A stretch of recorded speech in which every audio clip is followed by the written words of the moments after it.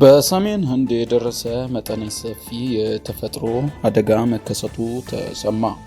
በህንድ ከፍተኛ የህዝብ ቁጥር በሚገኝባት የኡታር ፕራዴሽ ግዛት በደረሰ ከባድ የአሸዋ አውሎ ነፋስ፣ መብረቅና ዝናብ ቢያንስ 96 ሰዎች ሕይወት መጥፋቱ ተረጋግጧል። አደጋው የተከሰተው በህንድ የተለመደው የክረምት ዝናብ ከመግባቱ በፊት ባለው የሙቀት ወቅት ሲሆን በድንገት የተነሳው ኃይለኛ ነፋስና መብረቅ በሰው ሕይወትና በንብረት ላይ ከፍተኛ ውድመት አድርሷል። አብዛኛዎቹ የሞት አደጋዎች ያጋጠሙት በንፋስ ምክንያት የወደቁ ዛፎች በሰዎች ላይ በማረፋቸው፣ የመኖሪያ ቤቶችና ግንቦች በመደርመሳቸው እንዲሁም በቀጥታ በሚመታ የመብረቅ አደጋ ነው። በግዛቲቱ የሚገኙ በርካታ ወረዳዎች አሁንም የኤሌክትሪክና የኮሚኒኬሽን አገልግሎት የተቋረጠባቸው ሲሆን የነፍስ አድን ቡድኖች በዛፎች የተዘጉ መንገዶችና የባቡር ሀዲዶችን ለመክፈት ከፍተኛ ርብርብ እያደረጉ ይገኛል። የግዛቲቱ ዋና ሚኒስትር ዮጊ አዲቲያናት በሰጡት አስቸኳይ መመሪያ የነፍስ አድን እና የድጋፍ ስራዎች በ24 ሰዓት ውስጥ ተጠናቀው ለተጎጂዎች አስፈላጊው ካሳና እርዳታ እንዲቀርብ አዘዋል። የዓይን እማኞች እንደሚናገሩት አውሎ ነፋሱ በድንገት የመጣና ሰማዩን በደቂቃዎች ውስጥ ወደ ጨለማ የለወጠ ነበር። በተለይም በገጠር መንደር የሚኖሩ ዜጎች ቤቶቻቸው በመፈራረሳቸው ለከፍተኛ ችግር ተጋልጠዋል። አደጋው በሰብል እና በከብቶች ላይም የደረሰ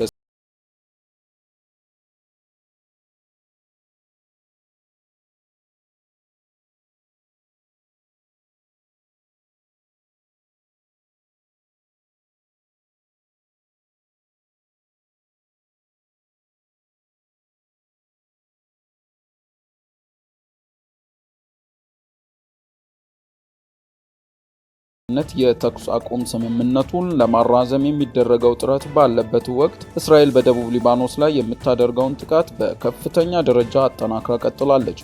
ሐሙስ ጠዋት በእስራኤል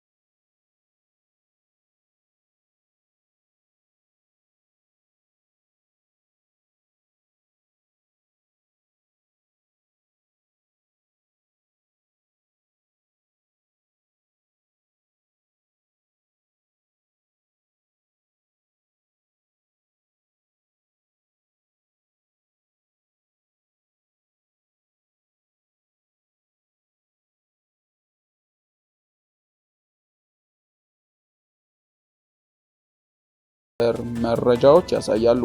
ይህ በእንዲህ እንዳለ ከሊባኖስ የተተኮሰ ድሮን በእስራኤል ግዛት ውስጥ መውደቁና ሰዎችን ማቁሰሉ ውጥረቱን ይበልጥ አባብሶታል።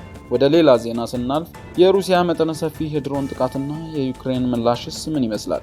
ሩሲያ ባለፉት 36 ሰዓታት ውስጥ በዩክሬን መዲና ኪየቭ እና በተለያዩ ከተሞች ላይ ከ1560 በላይ የጥቃት ድሮኖችና 56 ሚሳይሎችን በመጠቀም እጅግ ዘግናኝ ጥቃት ፈጽማለች። ይህ ጥቃት በጦርነቱ ታሪክ በአንድ ጊዜ ከተፈጸሙ ትላልቅ ጥቃቶች አንዱ ሲሆን በተለይም በመኖሪያ ህንፃዎች፣ በወደብ መሰረተ ልማት